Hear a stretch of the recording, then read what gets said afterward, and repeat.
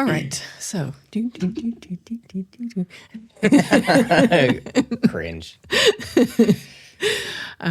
So we need to welcome to our podcast.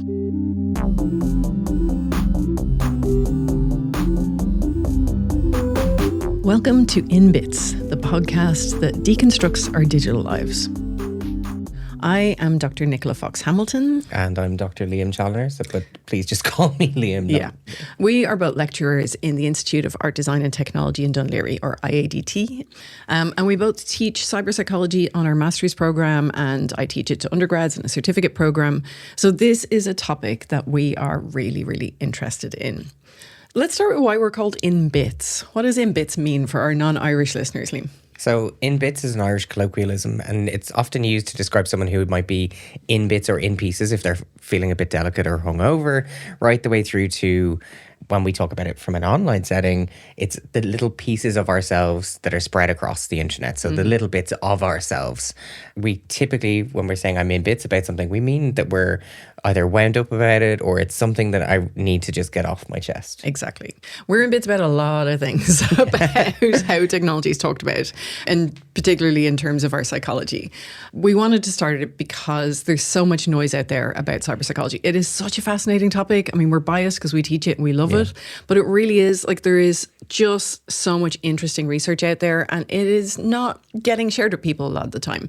And there's a lot of moral panic, which we're going to talk about lots today, about this topic.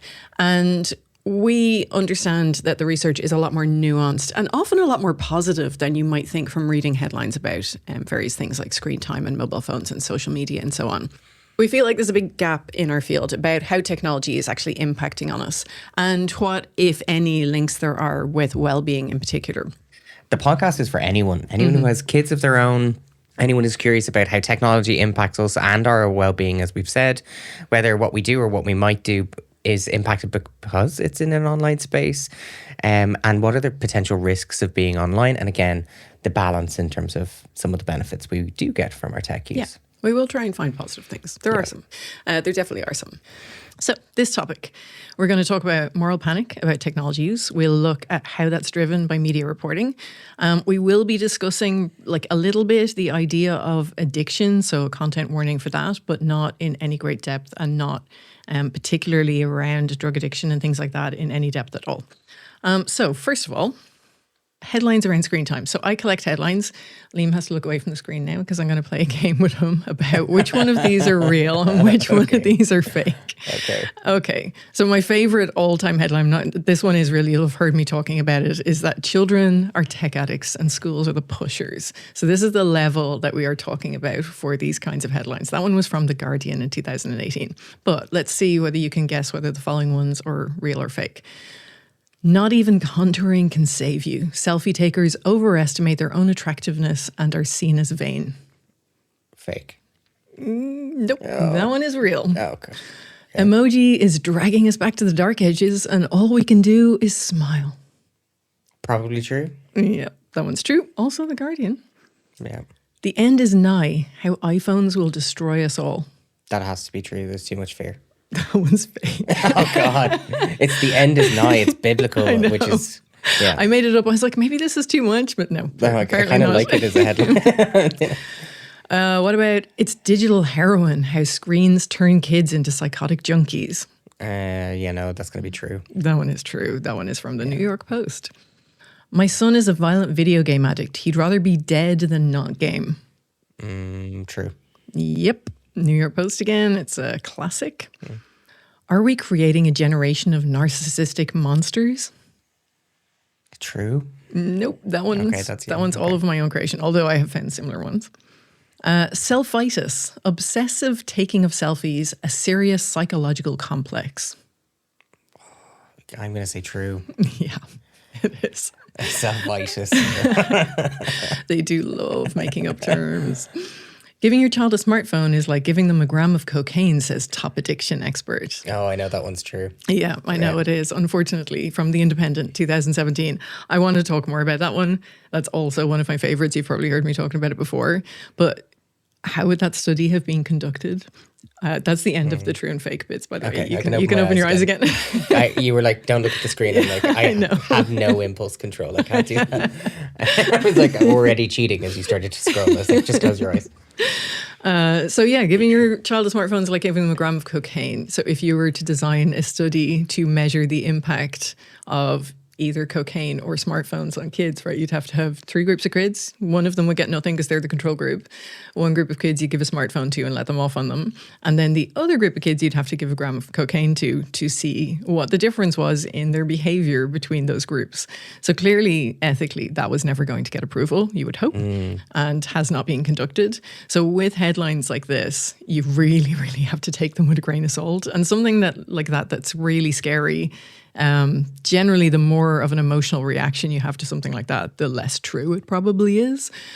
So I want to talk more about moral panic. So moral panic is basically where you've got these instances of mass fear, and it's based on either false or exaggerated perceptions that either a group of people or a behavior or the use of a type of technology is kind of deviant and poses a threat to society, and particularly to the moral order of society.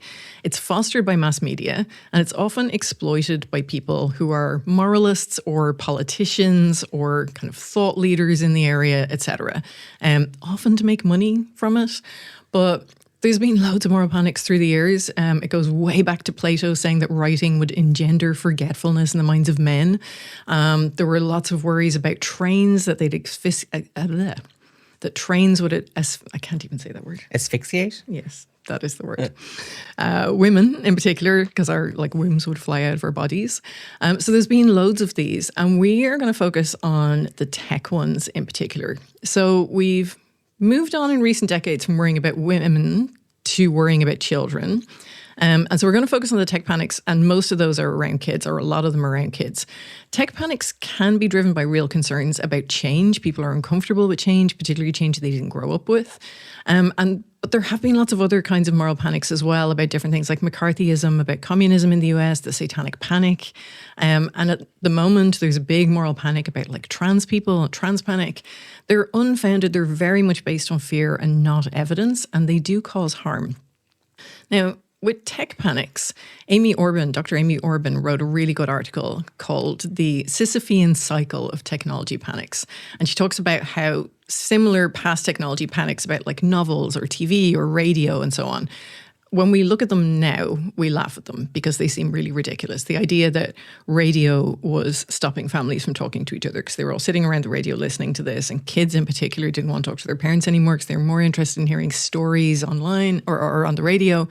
And the same with TV. Everybody was absorbed by the TV and not talking to each other anymore, etc.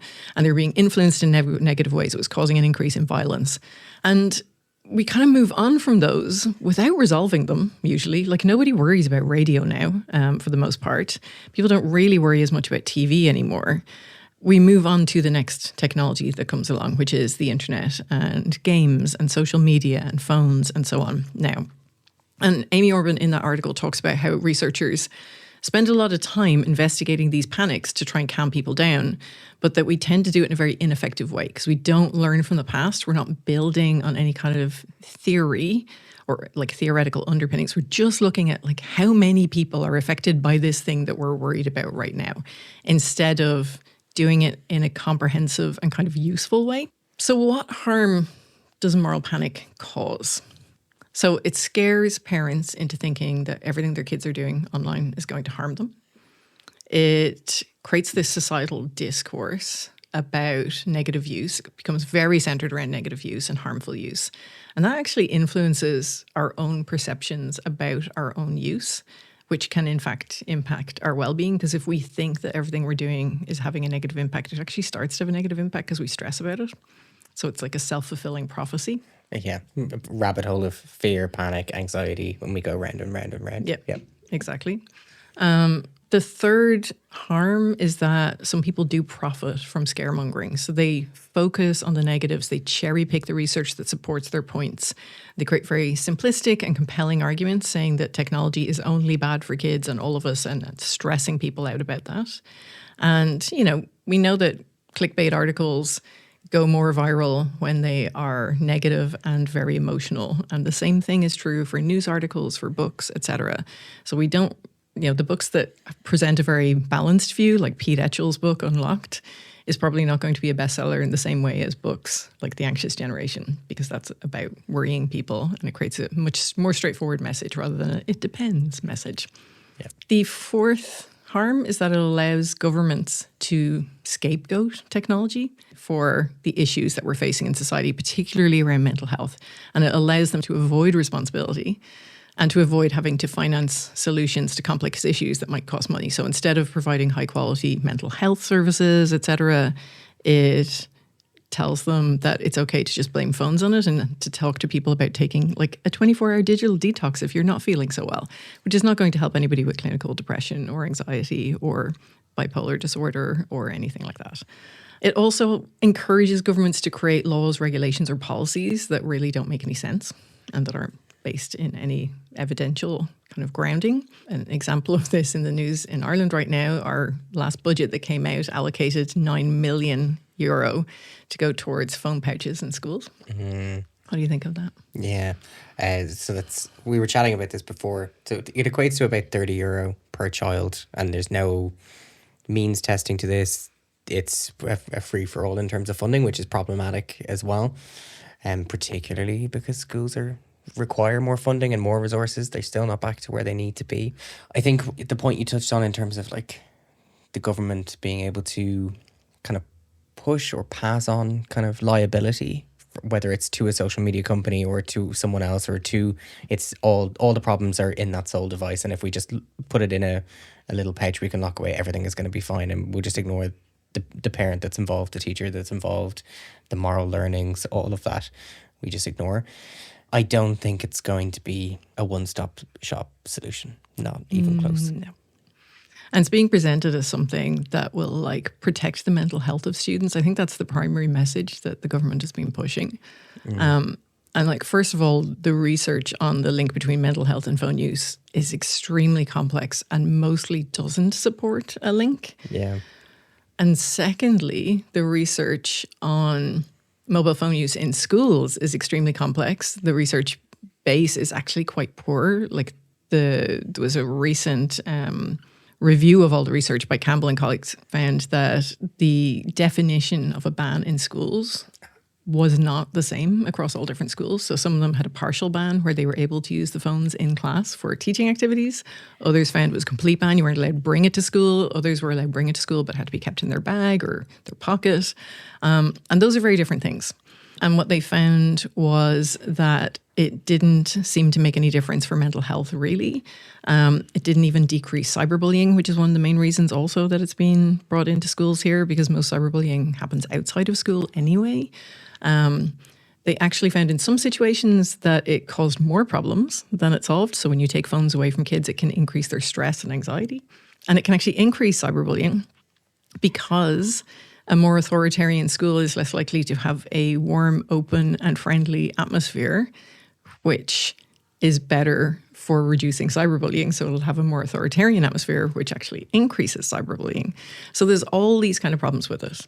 But it reminds me of, obviously, when we talk about cyberbullying, that's my background of research from my PhD. But when we have a problem with a device, our instinct is to remove it. Mm-hmm. And we don't consider is it being used as a form of punishment. So there's a lot of cyberbullying research that talks about when a child is victimized or an adolescent is victimized, our instinct is to remove where the problem is coming from, because if we do that, everything is going to be okay. What it results in is often actual double punishment, or for the person who's been victimized, or by removing it, we're isolating the person as well. So there is research that talks about social support and information seeking with mobile phone use. I think if we simply remove these devices and say, okay, that's the problem gone now, we can all kind of go back to normal. Mm-hmm. We're kind of slightly blind in our approach by doing that.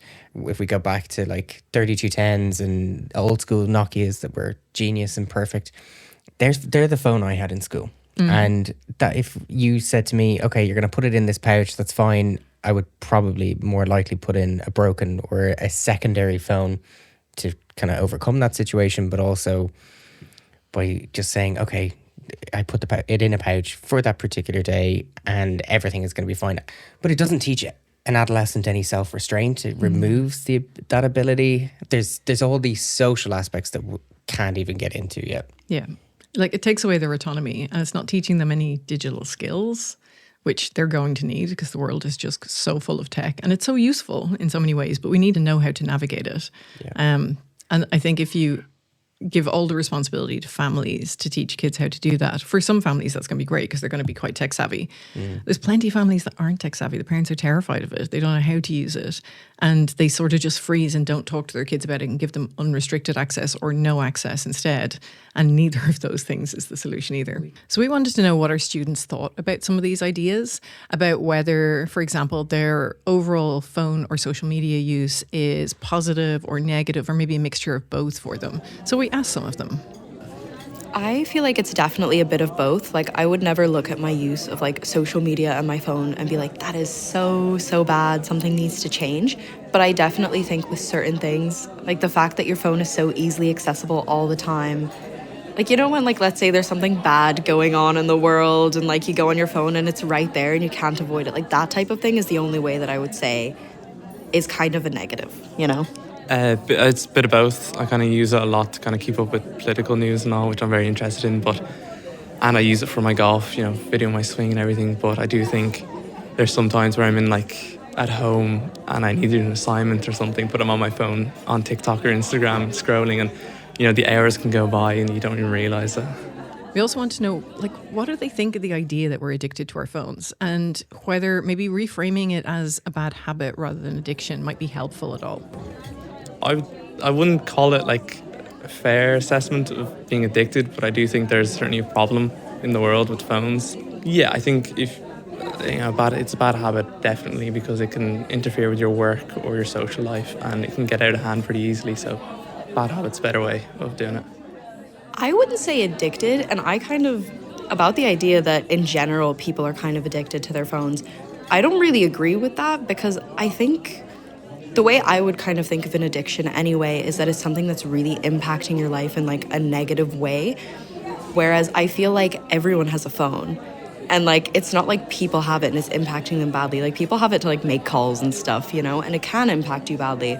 But I don't think it's right to be like, people are so addicted to their phones, you know? Because like for some people, it definitely can be a bad habit. Like, you can be on your phone like a lot and be missing out on your real life because of it.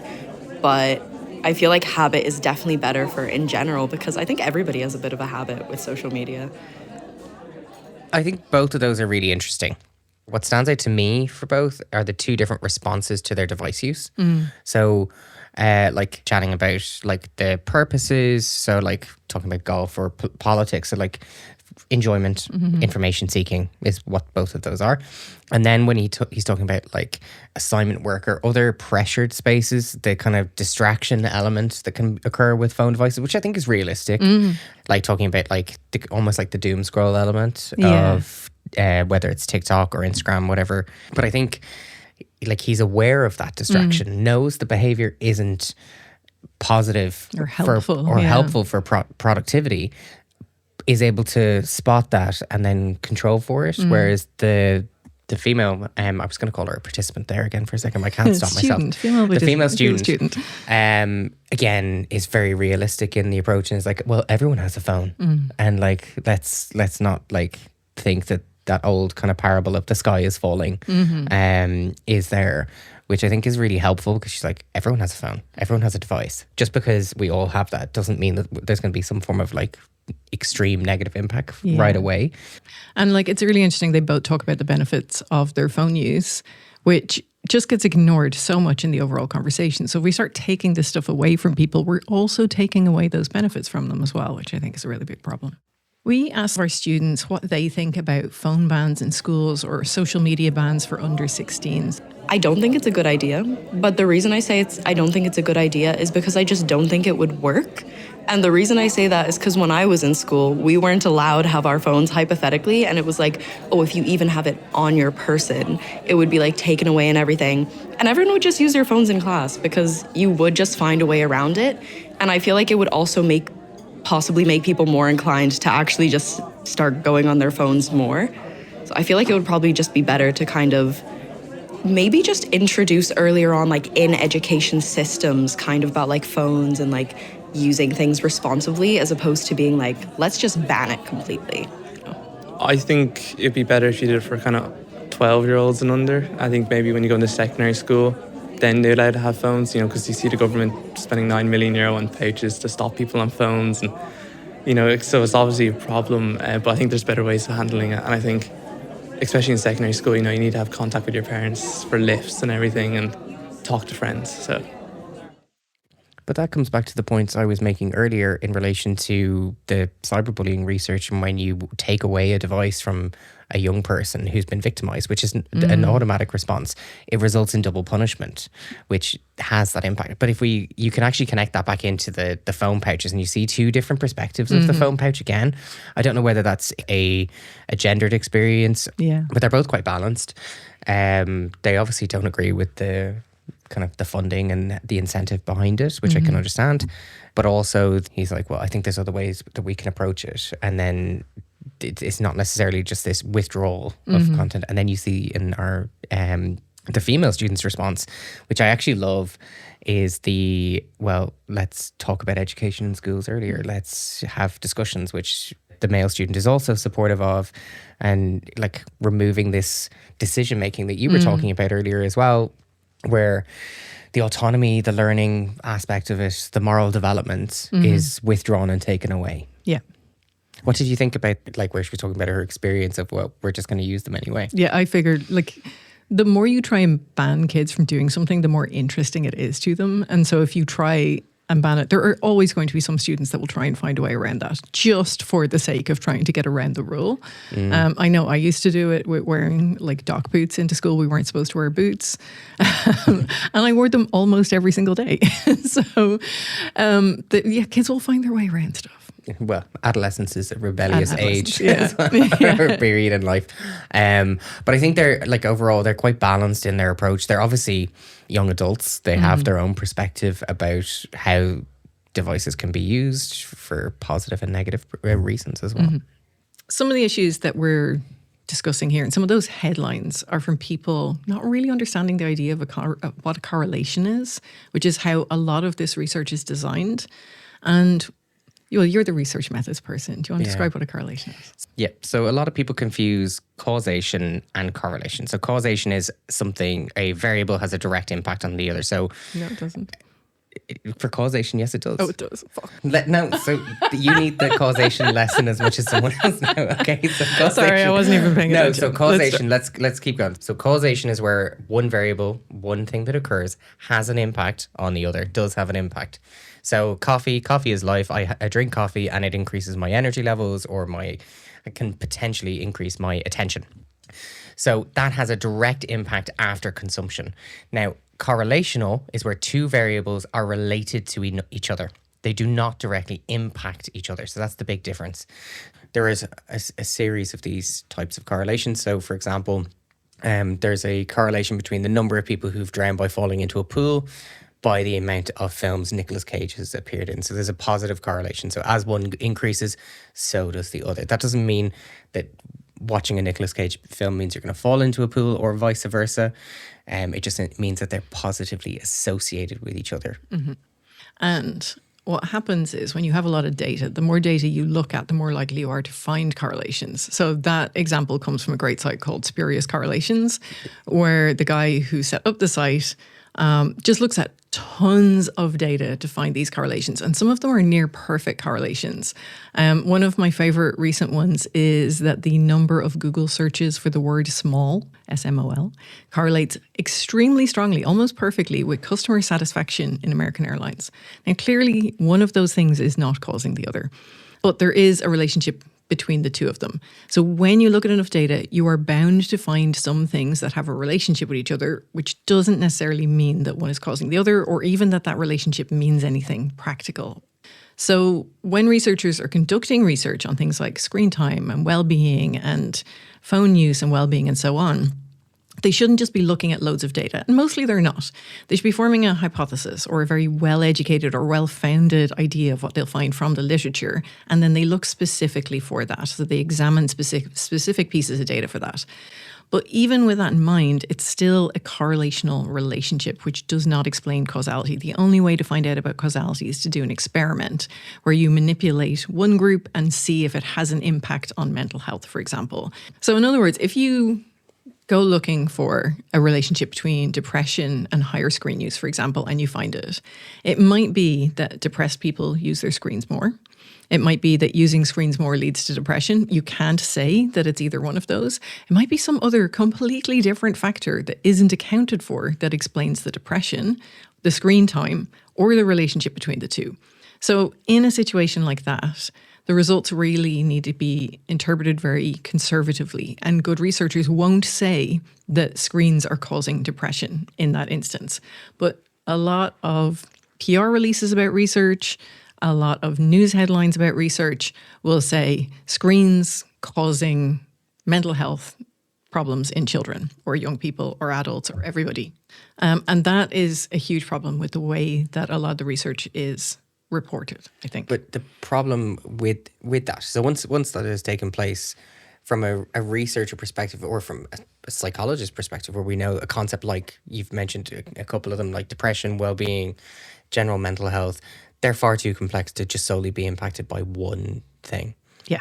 There's too many individual factors for a smartphone to have a direct negative causational impact on our well-being overall, because our well-being is composed of things like our sleep, our relationships, our friendships, our family, our diet, the amount of hydration we have. All it's far too complex to just say, yeah, smartphone evil and bad. Mm-hmm. And unfortunately, if a parent reads a headline like that in terms of the moral panic, they're not sat in a 2-hour lecture talking about this topic. No. Their instinct is to go, okay, this person has gone and conducted research or has consulted with researchers and has come to this conclusion, and they're providing me with that information, and don't necessarily always skeptically or critically think about, is this the case? Is this true? Can I actually rely on the information I'm reading? Yeah. Also, spoiler alert, you just ruined the rest of the episode. Oh, that's awesome. Scrap all my notes about what else impacts well-being. I think it's really interesting because I've been interviewed for quite a few articles on digital well-being or problems with phone use and so on. And I tend to take a very balanced view, and I'll talk about these issues with research. And then the article will come out, and the good reporters will give a balanced view in the article. They'll have interviewed somebody else who talks about the negatives, or I'll have talked about the positives and negatives, and they'll talk about both. But I have had quite a few occasions where I gave an hour interview to a reporter, and an article or a piece comes out, and there isn't the slightest mention of the interview at all, or of any of the positives or the issues with the negative research or so on. And that is a choice that someone is making to make a one-sided clickbaity article that's going to scare people instead of a balanced one. And I think that's a real problem. The salacious cells, like the old concept of sex cells, is still relevant in a salacious or a highlighty, grabby article, and we see it in its big, bold print, and we go, oh my God, I have to pick this up and read this, and now I need to share this with all of the other people that I know. Yeah, I know. It is a problem. One of the things I want to talk about in the context of moral panic is the idea of screen time and addiction. So there's two issues here. One of them is with the idea of screen time, and the other is the idea of screen time and addiction being a thing. So there's a bit of a problem with how addiction is conceptualized in terms of screen time. It's pathologized. We tend to pathologize a lot of digital behaviors in a way that we wouldn't with offline. But I found a fantastic paper last year called New Form of Addiction, an Emerging Hazardous Addiction Problem of Milk Tea Among Youth. It came out of China in 2023. And it was published in the Journal of Affective Disorders, which I find surprising.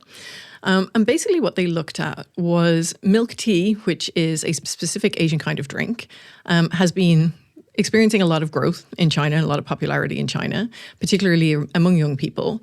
So the primary objective of the study was to investigate milk tea addiction and whether it might have a detrimental impact on young people's mental health. So they looked at anxiety, depression, and suicidal ideation.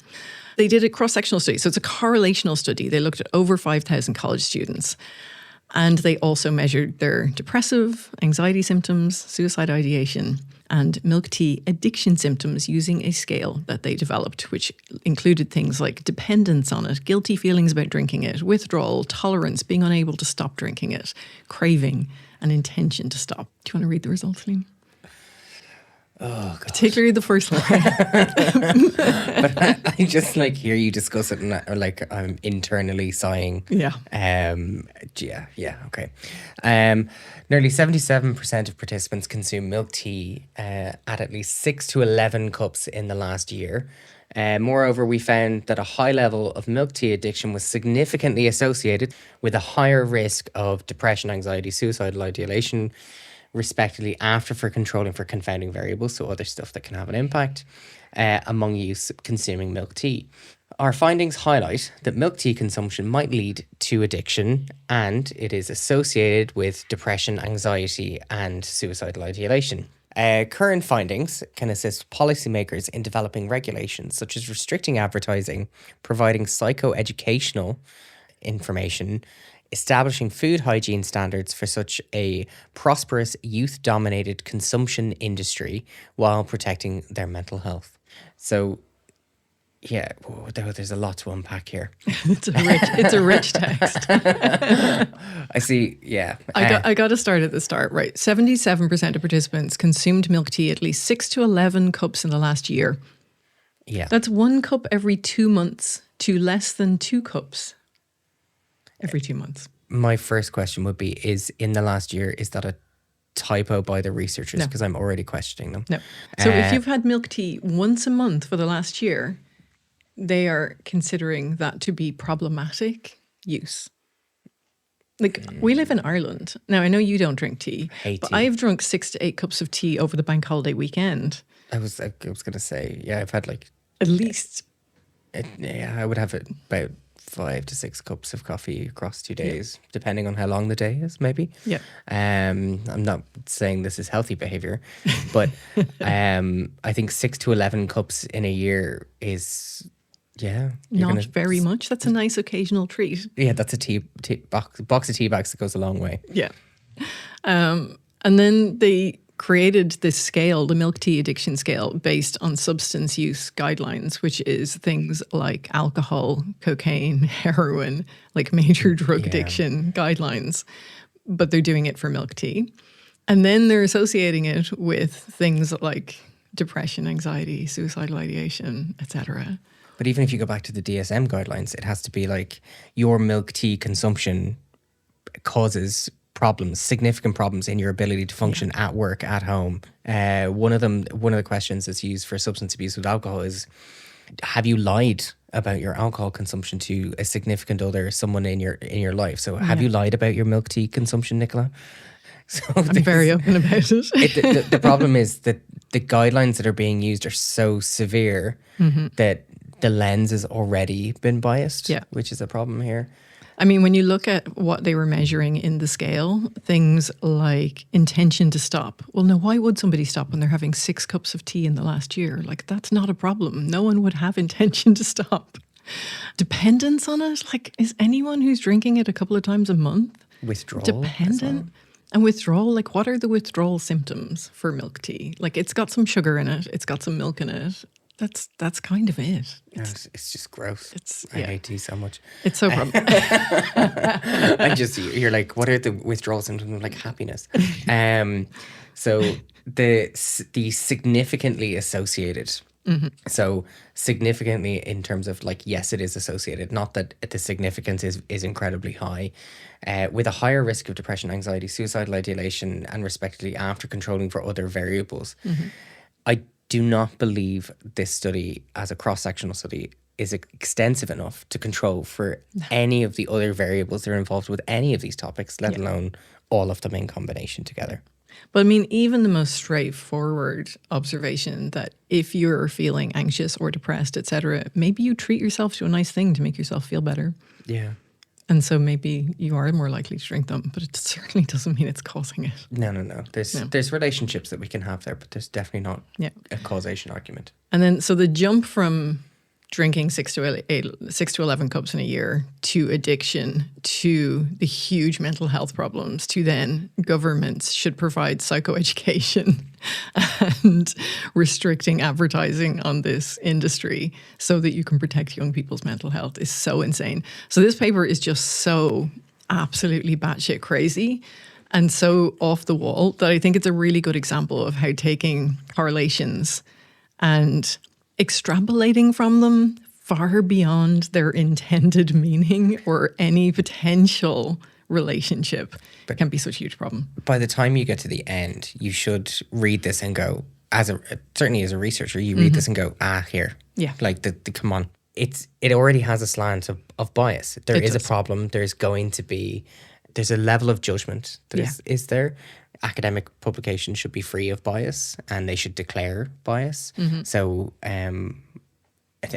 there's a lens there that I'm not. Yeah, I feel like maybe the researcher's nemesis has a really thriving milk tea business or something.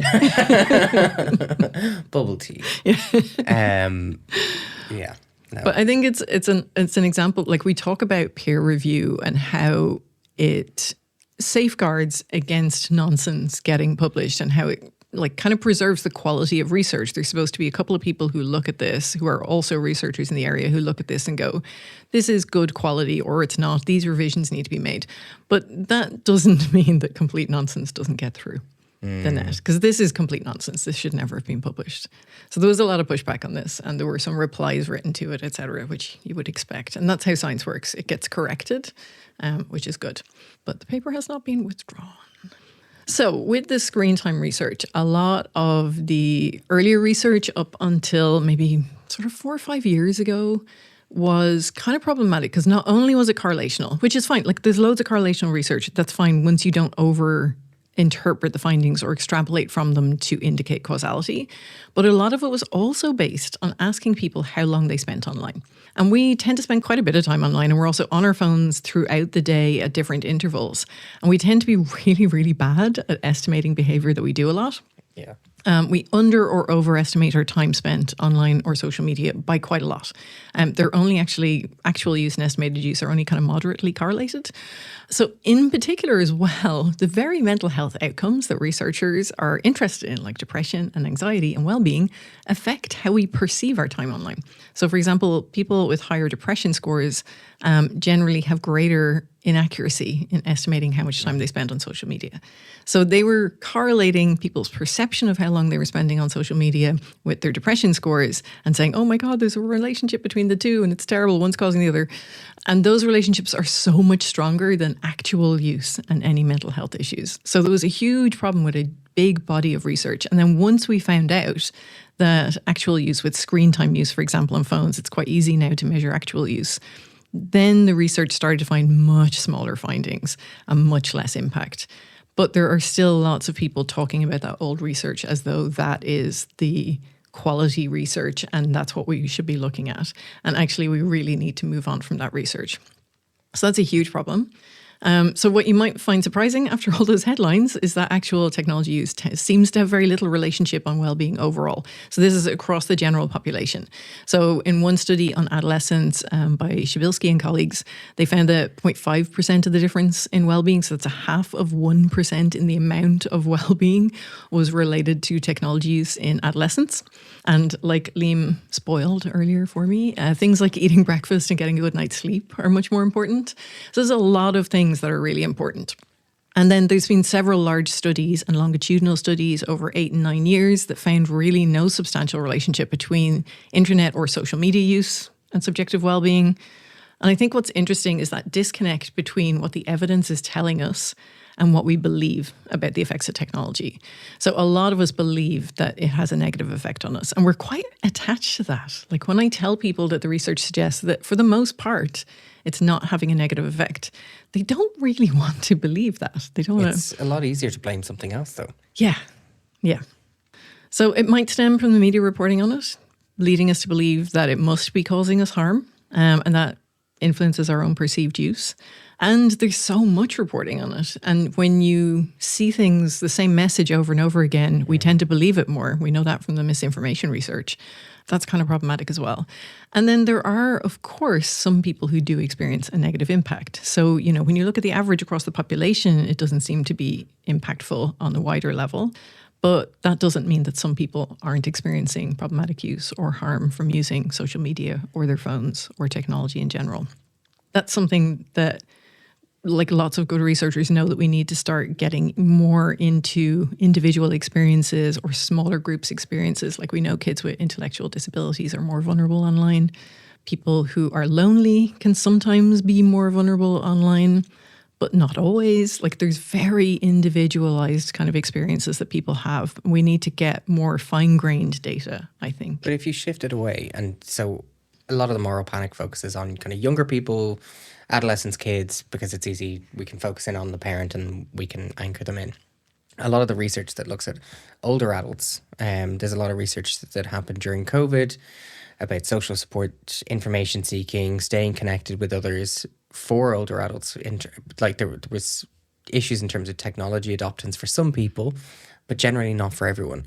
There's the same panics that exist for older people in technology.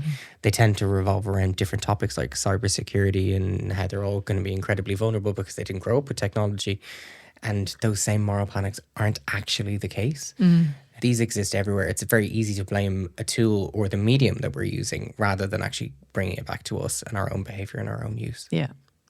And actually, Dr. Linda Kay, who's a fantastic researcher in the UK in the field of cyberpsychology, recently wrote a really interesting piece on her blog about technological determinism, which is the idea that technology happens to us rather than allowing for the fact that we might have any agency over how it influences our lives or how we use it, and that we'll just simply imitate risky behavior or the online world will directly cause us harm without understanding the agency that we have and the freedom that we have as humans to use technology in ways that meets our needs and that actually benefits us. So I think that is the perfect example of my TikTok use versus your TikTok use. Which one of us is using it to benefit us? My TikTok use is, no, I can't. I don't have time for another social media platform. Yours is, you now have a send to Liam button on your TikTok, which I think is just genius. You're well and truly trapped. But I think that tells you how much I use it for educational stuff, because I'm always sending it going, this would be really good for that class on such and such a thing. Yeah, but it's still your uses. You're influenced by the tech more than I am. Yeah. TikTok's great. I love it. It is, but I don't have time for any more. And that's very much an active decision I make to not engage and let you do it all for me. Yes, exactly. Like another thing is the concept of screen time. So I talked about how screen time and addiction, both concepts are kind of problematic, especially when you put them together. But even the concept of screen time, which we hear about so much, is meaningless. Like, what are you doing on your screen? So I often talk about like the difference between a kid watching an educational cartoon for 10 minutes while their parents grab a shower to a kid watching 10 hours of unboxing videos every day. Like clearly those two things are different. A kid spending some time talking to their grandparents via Zoom because they live in a different country versus a kid watching hardcore pornography. Two very different things, even if they're spending the same amount of time doing them. So the idea of screen time is ridiculous because we do so many different things on our phones and through technology. And a lot of the scales that have been set up to measure problematic use, like it's just, it pathologizes really normal behaviors. So it talks, some of them talk about, do you use it to escape from your worries for a period of time? It's like, yeah, who doesn't do that? Whether it's phones or TV or, I don't know, making a jigsaw. Like we all do things at times to just relax and de-stress. Create a cognitive shift. Like Yeah. I think whether it's gaming or you're going to watch an unboxing video or like I catalog stuff on Instagram in terms of like gardening or other hobbies. And I'll do that, or like home renovation stuff. And I'll do those kind of things. And then I'll switch back to whatever I was doing. And sometimes they're a distraction and I shouldn't have been doing that and I should be trying to be more productive. Other times I'm just like, oh, I'm done for the day. I just need to chill. There's also the idea that we need to be productive all the time, which is insane. Most people cannot be, and I certainly cannot be. No, but I think there's a lot of pathologizing of like when people used to have hobbies and still have hobbies like gardening, right? Or like stamp collecting or reading. We don't pathologize those, even if they do them for ages. So when I was a kid, I used to read all the time. I used to read walking to school. I nearly killed myself a number of times because I walked out in front of cars, or I nearly fell over stuff because I was reading as I was walking. I also used to read at night. So I had a torch and I used to read under the blankets, and then that got taken away, unsurprisingly. And I don't know if you remember, no, you're too young, those glowworms. I think there was a cartoon about glowworms. I don't really remember the cartoon, but I had a glowworm. It was made of glow-in-the-dark material. So if you left it on the windowsill during the day, it would glow at night. So when my torch got taken away, I used to read by the light of the glow-in-the-dark toy. It's no wonder my eyesight is absolutely atrocious now. Completely different experience. I'm an avid reader. I have dyslexia and I struggle. So my mom's solution was, here's every book you possibly want. You enjoy a book, here, go, enjoy, consume. And I exactly the same would read insane amounts of books. So across the summer, in bed at night, your torch got taken away. I got one of those cool little sleevey ones that went onto the back of the book, and you'd open it up and it was like a bookmark one. So very different parenting method and style. Well, I mean, it was like 4 a.m. when my torch got taken away. And I had school the next day. Okay, fair. I would literally read for like 8 days straight without sleeping if the book was good. Problematic behavior. But it wasn't pathologized in the same way. Like there was a degree of you do need to actually sleep, but it wasn't like, oh my God, she's addicted to books. We need to get her into some sort of clinical intervention. But we have a positive view of books. Books are used to learn. Exactly. The slant is very, very different. Yeah.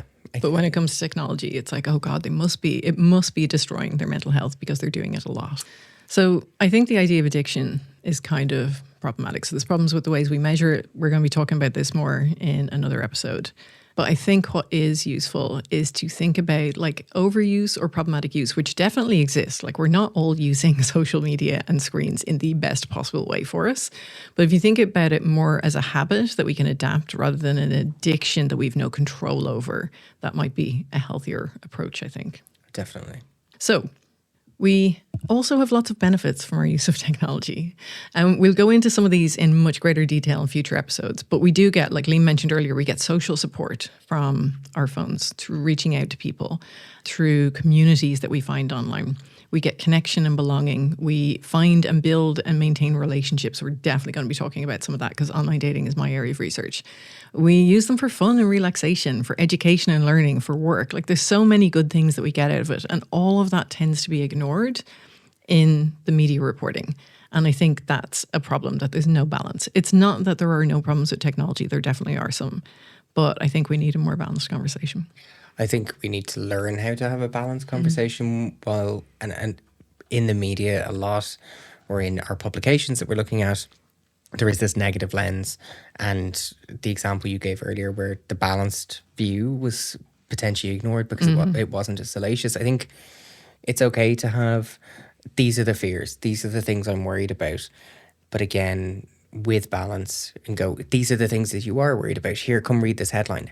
Don't worry, it's okay. It's a safe space. Let's chat about some of those fears and dispel the ones that we can dispel. Yeah. And again, bring it back to correlation, causation, and understanding the actual impact it's having. Because I think it's kind of positive that in general, tech's not impacting everybody negatively, because then we can actually focus on the actual problems. Yeah. And look at the positives and how to increase those and encourage them. Exactly. Yeah. Thank you so much for joining us on our first episode. In our next episode, we're going to be talking more about the idea of addiction and technology and so on. You can find us on social media. So we've a couple of different platforms, Blue Sky, Instagram, TikTok, and YouTube. So you can find us at In Bits Podcast. And you will find us for the next 3 weeks, every week on Tuesdays on whatever platform you get your podcasts on. And then after that, for sustainability of our mental health, we will be doing it every 2 weeks. But we'll see you next Tuesday in the meantime. We also really want to hear from you, so please do give us feedback on the episodes, what you liked about them, what you'd like to see, any topics you'd like to cover. We would love to hear from you. Any fun, exciting stories, always welcome. Yes. This episode was produced and edited by Owen Hurley, and thank you to Owen for our fantastic music as well. Thank you all for listening. See you soon.